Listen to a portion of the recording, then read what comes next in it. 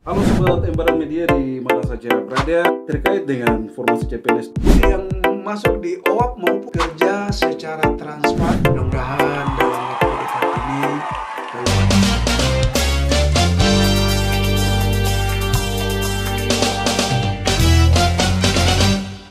Halo Sobat Embaran Media di mana saja berada, kita kembali lagi di Embaran Bacarita.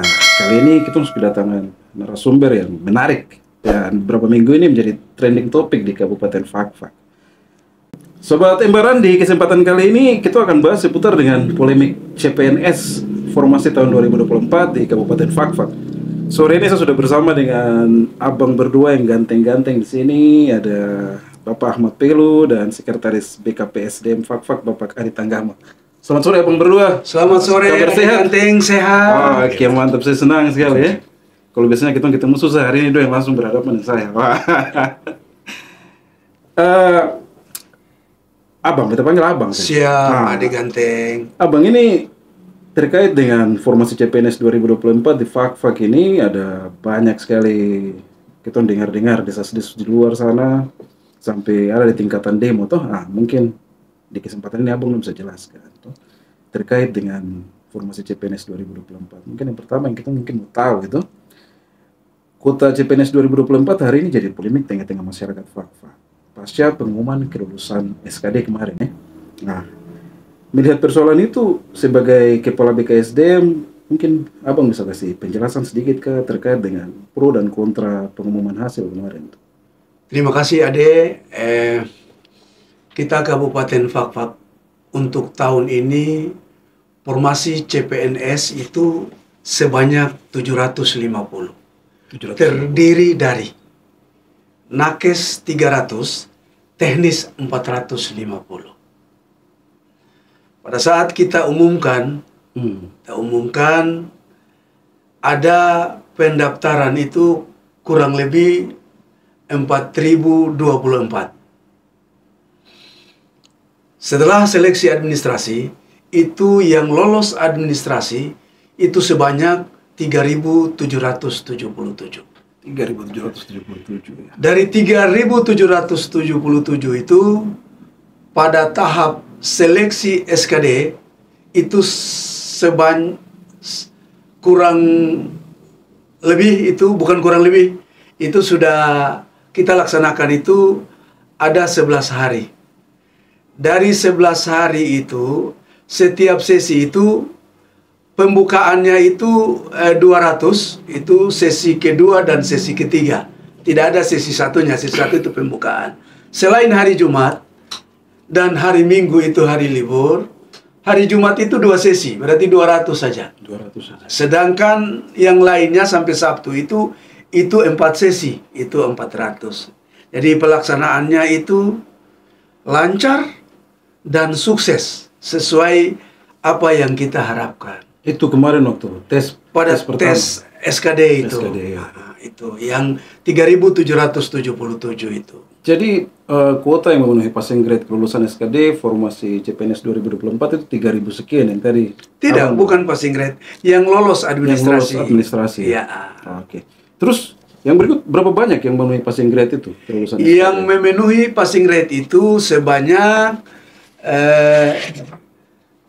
180. Dari sekian banyak itu. Dari sekian banyak itu kita saudara-saudara OAP itu 44. 44. Nah, sisanya itu saudara-saudara non OAP itu yang lulus passing grade. Oke. Ini yang berikut nih, abang. Ada informasi yang beredar di salah satu pemberitaan di media online itu. Iya. Tentang pengumuman kelulusan SKD. Kalau kuota kelulusan untuk UAP itu mencapai 86%, yang lulus dan sisanya non-UAP 14%. Iya. Real sesuai dengan kuota pendaftaran untuk UAP dan non-UAP kan tidak? Iya. Kalau bicara regulasi, itu kan kita OAP itu harus 80, non-OAP-nya 20. Tapi di surat keputusan Menpan 350, itu kan untuk OAP, kalau tidak dia lulus passing grade, ada rankingnya. Ada rankingnya. Akhirnya itu yang 6% itu masuk di yang non OAP itu. Jadi itu sesuai yang masuk di OAP maupun di yang kosong yang dari non OAP punya itu. Nah, itu yang 6% lebih itu. 6% lebih itu masuk ke situ. Masuk. Jadi sekarang kan OAP itu bukan 80%, 86%. 86%. Iya. Tadi mungkin ada yang mau ditambahkan tadi terkait dengan kuota itu. Yang 86 itu untuk OAP tadi. Iya, 86 itu jadi OAP itu. dari yang sudah lulus, Yang lulus SKD. SKD itu 86% OAP. OAP. Iya. Ya itu mungkin jadi jelas itu ya. Iya. 86% OAP. OAP. Ah, ini informasinya valid nih dari Kepala BKPSDM ya. Iya. Oke abang, ini agak menarik juga, ini ngeri-ngeri sedap nih kalau kita bicara soal ini. Iya. Informasi yang paling menarik lagi dan ini viral di masyarakat Fakfak sekarang ini terkait dengan kelulusan SKD peserta CPNS yang mendaftar bukan OAP Iya. atau disebut OAP siluman. Iya. Mohon maaf ya, Iya. tapi ini yang terjadi. Iya. Depo info di masyarakat begitu. Ini benarkah tidak? Kalau memang terjadi, bagaimana dengan sistem website pendaftaran online yang tidak sharing secara baik itu tentang persyaratan OAP ini? Jadi Ade, terima kasih banyak. Itu juga saya baca di media sosial. Artinya yang bilang OAP siluman itu, saya mau sampaikan bahwa dari awal kami di BKPSDM itu tidak punya hak. Sekali lagi, tidak punya hak untuk menentukan si A, si B, si C ini OAP atau tidak. Iya, benar. Yang menentukan si A, si B, si C, dan seterusnya itu 3 lembaga kultur ini.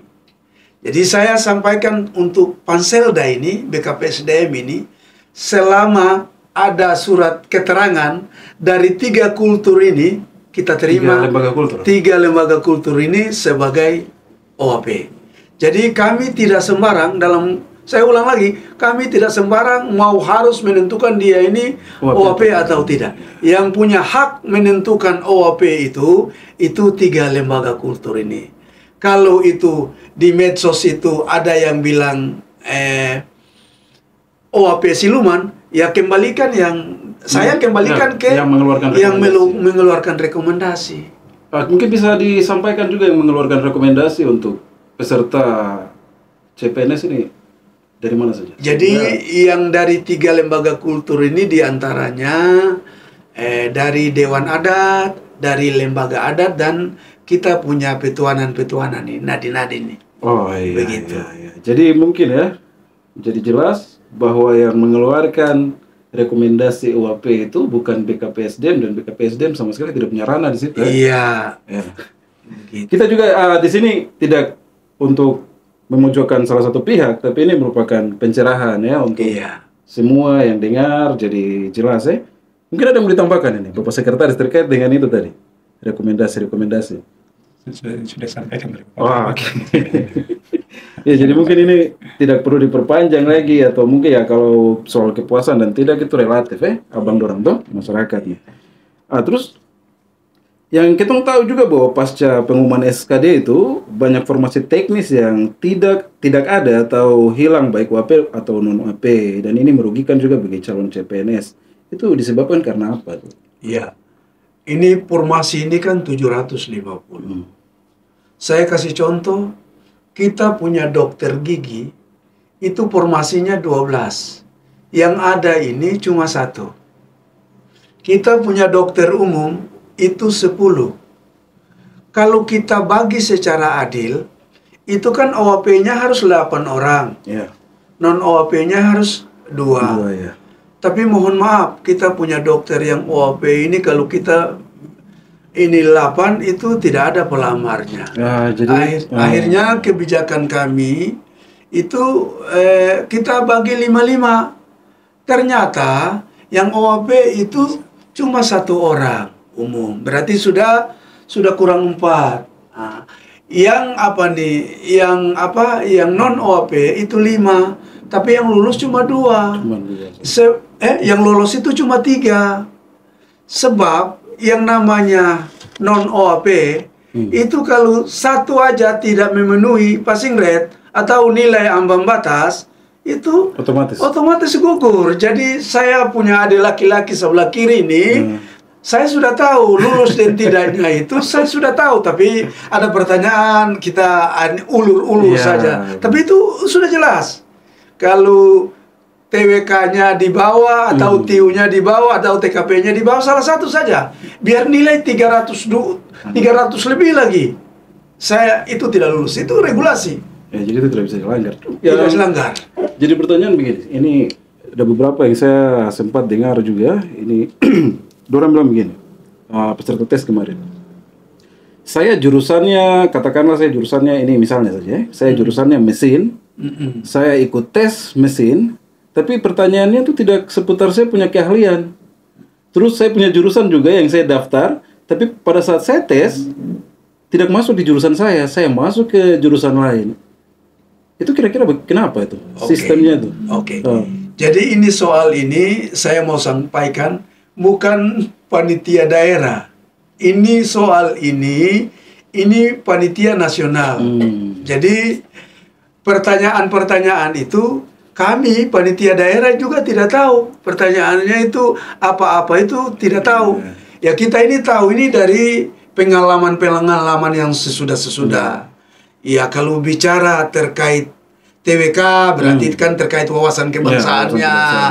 TIU itu terkait dengan matematikanya contoh. Terus apa nih TKP-nya terkait kepribadiannya. Berarti karena soal ini yang bikin bukannya PKSDM. Bukan, jangankan bikin, tahu saja tahu soalnya bagaimana. Ya soalnya tuh banyak yang mengeluh. Saya jurusan ini. Saya pas masuk tes loh, kok bukan formasi ini yang saya tes. Terus pertanyaannya tidak sesuai dengan satu jurusan. Nah itu mungkin berpengaruh ke nilai. Mungkin jadi keluhan juga. Mungkin teman-teman yang bareng baca cerita juga bisa langsung tahu kalau sesuai dengan jawaban tadi Abang Mat bilang, sudah Abang Mat saya sudah. Itu seperti itu. Oke, Abang berdua ini mengapa yang terjadi pasca pengumuman SKD itu ada peserta CPNS yang memiliki nilai di bawah rata-rata tapi lolos? Nah, masyarakat Fak-Fak ini juga mau tahu. Banyak yang komplain lewat Facebook, ada juga peserta yang nilai di atas ambang batas yang lulus. Apakah ini indikator penilaian dari luar dan nilai ambang batas berdasarkan Kemenpan RB nomor 321 dan 350 tahun 2024 bagi peserta WAP dan non-WAP? Terkait nilai ambang batas, itu OAP maupun non-OAP itu sama. Itu TWK-nya 65, TIU-nya 80, TKP-nya 166. Dari yang nilai ambang batas tadi, yang lolos passing grade itu kan 180. Ini yang nilai di bawah karena kenapa lolos, nilai yang di atas tidak lolos. Saya kasih contoh, itu di Satpol PP. Satpol PP ini, itu formasinya itu 64.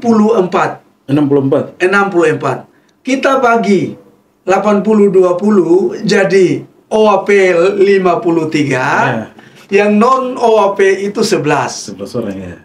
Non OAP kita tidak usah tidak usah bahas. Sebab yang 11 itu siapa masuk passing grade, masuk SKB. Ya, sudah pasti. Sudah pasti.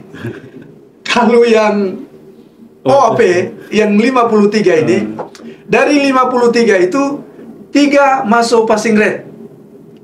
Kalau 3 masuk passing grade, otomatis masuk SKB. Kalau 3 berarti sisa 50. Dari 50 ini dikali 3, berarti 150. Yang beredar di media sosial, saya kasih contoh, ada yang nilai TIU-nya 5. Kok kenapa lolos? Dia 225 hasilnya. Sebab dari 150 itu dia urutan 143. Jadi lolos. Masih lolos. Berarti di bawahnya dia itu masih 7 orang yang masih nilai di bawah dia. Berarti di bawah dia mungkin 4 dan seterusnya. Iya, bukan 4-nya, yang nilai 225-nya. Kan TIU, kan dia TIU. Ya, jadi untuk OAP tidak sudah, kalau passing grade sudah tidak ada, ini itu hitungnya ranking. Nah, jadi yang lain yang 300 sekian itu di jabatan lain. Di jabatan lain. Kenapa dia tidak lolos? di jabatan lain itu ada teman-temannya yang di jabatan yang sama nilainya lebih tinggi dari dia. Benar-benar ya. Jadi saya terima kasih begini supaya masyarakat Ya, halayak betul. ini dia tahu Bagaimana dia punya mekanisme, mekanismenya begitu. sampai ada yang nilai katanya tinggi tapi terlalu lulus, Iya. terus nilai di bawah tapi Iya, lulus. lulus. Nah, Begitu. teman-teman yang bareng bercerita dengan demikian mungkin bisa sedikit menjawab, Begitu.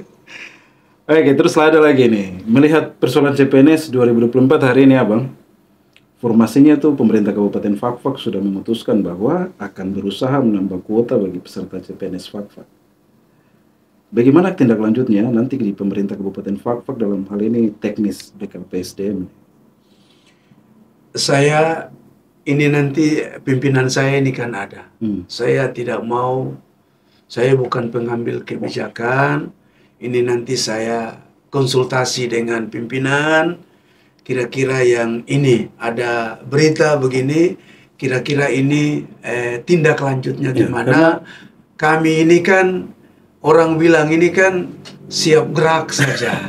Jadi kan ada berita yang sudah sempat keluar Iya. bahwa beberapa hari yang lalu, dua hari yang lalu ada Iya. rapat dengan, ya mungkin Bapak juga ikut rapat Saya ikut dengan rapat. Sekda, dan Sekda katakan bahwa diperjuangkan untuk ada Iya. penambahan kuota Iya. OAP di formasi CPNS 2024. Iya. Benar. Iya.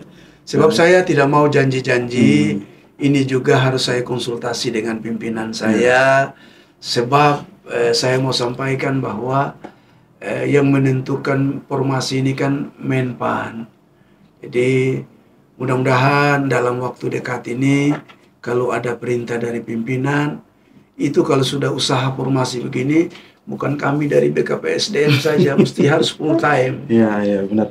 Ya, jadi Abang, itu terkait dengan berita yang beberapa hari lalu itu terkait dengan rapat Sekda dan beberapa kepala SKPD yang terkait dengan CPNS ini tentang penambahan kuota CPNS 2024 untuk OAP. Apakah itu bisa terrealisasi dalam waktu dekat atau bagaimana, mungkin bisa dijelaskan tuh biar Iya, jadi orang-orang Fakfak tahu. penambahan formasi ini saya mau sampaikan pengalaman kami di BKPSDM. Saya mau sampaikan bahwa tidak segampang. Sebab formasi ini, apalagi kan formasi 2024. Kita tahu bersama bahwa formasi ini hadiah khusus, mohon maaf, Presiden yang terdahulu Pak Jokowi. Ya, ini beliau kasih kurang lebih 2,3 juta untuk seluruh Indonesia. Jadi formasi ini saya belum bisa pastikan bahwa ada upaya dari kami ini bisa dapat atau tidak. Sebab pasti jawabannya itu harus dari Menpan. Jadi kami menunggu perintah dari pimpinan. Itu juga tidak bisa kami yang berangkat sendiri. Harus ya minimal ada bupatinya atau wakilnya, sekdanya, asistennya, terus kepala BKPSDM-nya. Bila perlu dari 3 lembaga kultur ini ada. Ikut juga supaya mereka mendengar sendiri. Jangan sampai masyarakat bilang ada janji-janji kosong. Kalau kami sudah ada upaya. Nah, jadi keterlibatan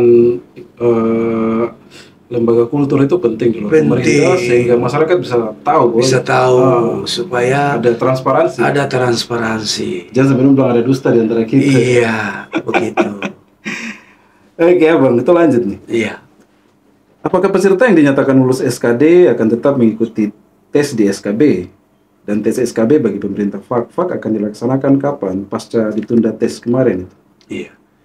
Jadi ini kan kita sudah buat surat untuk penundaan. Sekarang sudah dijawab. Dijawab oleh BKN. Dalam jawaban surat itu mereka kasih limit waktu untuk akhir Desember ini. Kalau ada afirmasi untuk jadwal ini, kita pemerintah kabupaten harus menyurati Menpan. Nah, Jadi dalam waktu dekat ini kami buat surat ke Menpan supaya jangan sampai sudah ada jawaban dari BKN untuk surat itu, nanti kita tunggu dari Menpan lagi. Jadi intinya dalam Desember ini harus jalan ya tes. Kalau menurut di BKN-nya surat jawabannya Harus Desember ini selesai. harus Desember ini. Sebab jadwal kita untuk seleksi ini 9 Desember sampai 20 Desember. Hari ini sudah tanggal 16. Ya, apalagi dalam waktu dekat semua libur ini. Semua libur. Orang-orang semua hari raya, Hari terus raya. masih harus pikir tes yang lagi ini, ya. tes. Kakak sekretaris mungkin ada yang mau ditambahkan ini Tambah terkait sedikit dengan aja ya, supaya terkait ada dengan ini apa saja. jadwal mau tes ulang tambahkan SKB atau ada yang mau ditambahkan terkait dengan tes CPNS 2024? Tambahkan terkait nilai tadi, Iya. yang tadi yang belum disampaikan itu, nilai besar termasuk passing grade juga itu bisa tidak masuk SKB, Ya, dan itu ada beberapa contoh di lingkungan hidup itu passing grade-nya ada 22, sedangkan formasinya hanya 5. hanya 5.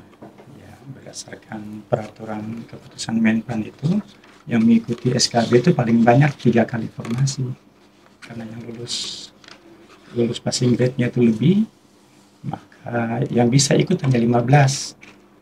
15 orang. Iya, yang ranking passing grade yang Berdasarkan 16 sampai ke passing grade ke 16 sampai passing grade ke 22 gugur juga. Gugur juga. Berarti sesuai dengan formasi berarti 1 sampai 15 saja yang masuk. Oke. Jadi passing grade juga ada yang tidak tidak lulus. masuk SKB itu ada juga. Ya itu tambahan yang saya rasa itu bisa menjawab beberapa pertanyaan dari teman-teman yang khusus mungkin melamar di instansi terkait itu, bahwa passing grade-nya itu sesuai dengan yang tadi kakak sekretaris jelaskan 1 sampai 15 dan berikutnya itu tidak 16 Ya, sampai 16 sampai 22 itu tidak ya lolos. tidak lolos. Padahal mereka passing grade. Ya, padahal memenuhi ya. Iya. Ya, Ada yang sampai 370. kasihan. 370 tidak lolos passing grade. Dia cuma di situ kodenya passing grade, tapi tidak L. Dan sekali lagi mungkin harus ditekankan bahwa itu murni penilaian itu Hasil Panselnas. hasil Panselnas ya, tidak ada campur tangan dari pihak BKPSDM ya. Itu mungkin harus kita sama-sama sadari, mungkin harus berpikir dewasa untuk hal itu ya. Iya. Oke. Nah, ini mungkin harapan BKPSDM bagi masyarakat Fakfa, khususnya peserta CPNS Formasi 2024, mulai dari kakak sekretaris.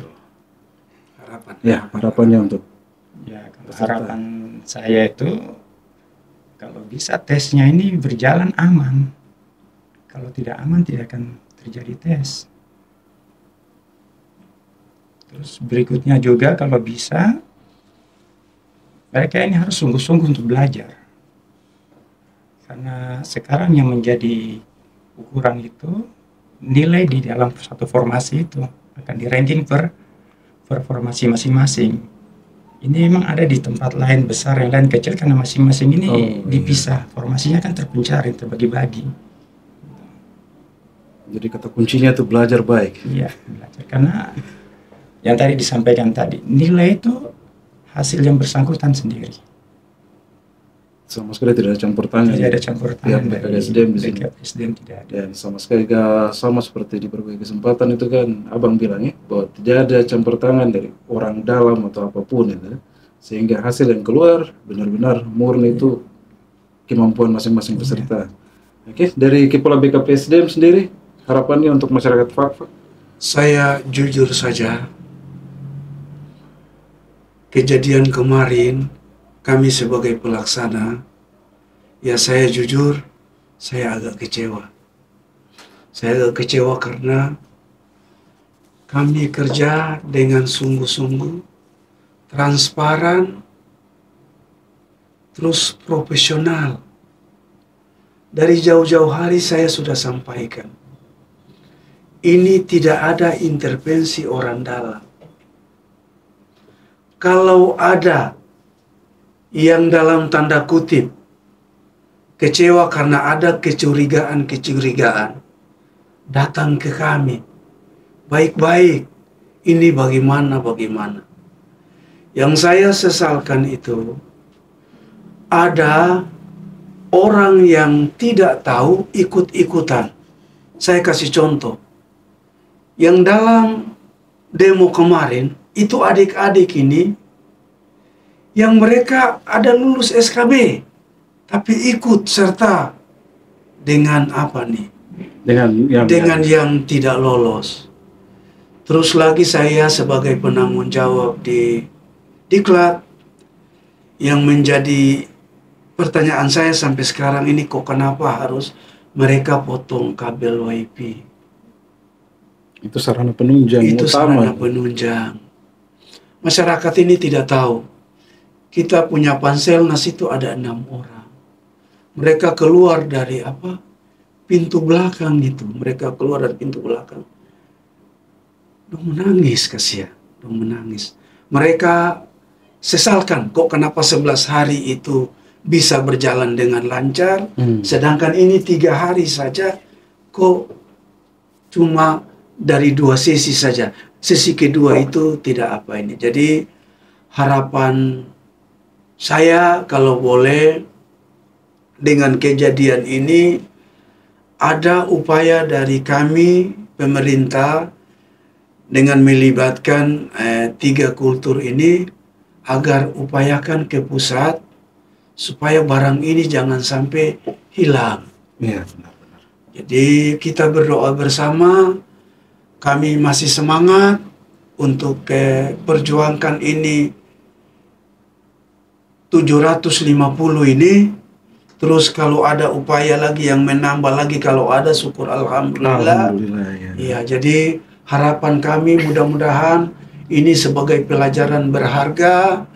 Jangan ikut-ikut 1-2 orang yang dalam tanda kutip mempengaruhi kita sampai kejadian seperti itu. Benar-benar. Saya jujur saja jauh-jauh hari kami BKPSDM bekerja secara transparan, jujur. Kalau ada kecurigaan, saya persilahkan untuk adik-adik laporkan kami ke penegak hukum. Supaya sama-sama kita melihat bahwa mana yang kita kerja tidak jujur itu. Ini hasil adik-adik sendiri, terus kami tidak berani untuk mengotak-ngatik. Iya. Adik tahu pada saat tes itu semua sudah tahu. Si A dapat berapa, si B dapat berapa, Karena nilainya persesi langsung keluar. Siapa sih yang mau berani itu? Jangankan kami, orang pusat juga tidak berani. Jadi saya rasa begitu, mudah-mudahan kita bersabar, kita menunggu. Jadi untuk kepastiannya, saya belum bisa menyatakan bahwa kapan tes. Iya, oke. Mudah-mudahan kalau mau kami ini lebih cepat, lebih bagus. Demikian dari saya. Terima kasih. Teman-teman Imbaran Bacarita, mudah-mudahan itu sangat membantu ya, menjelaskan berbagai pertanyaan dan polemik yang terjadi di masyarakat sekarang ini terkait dengan tes CPNS Formasi 2024. Satu hal yang harus digarisbawahi tadi, Abang Kepala BKPSDM sampaikan bahwa kalau ada sesuatu yang mengganjal atau kurang berkenan di hati, datang. Ya, betul Abang ya, datang, sampaikan, ada koridor-koridor yang bisa dilalui di situ tanpa harus melakukan hal-hal yang tidak menyenangkan dan merugikan kita semua. Oke, baik.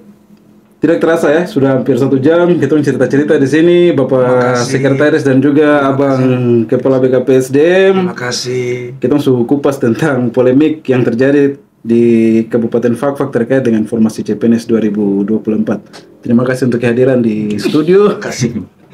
Oke, Sobat Embaran Bacarita, saksikan terus Embaran Bacarita di channel YouTube official Embaran Media. Embaran Media, medianya anak muda, informasi menjangkau Nusantara. Clear.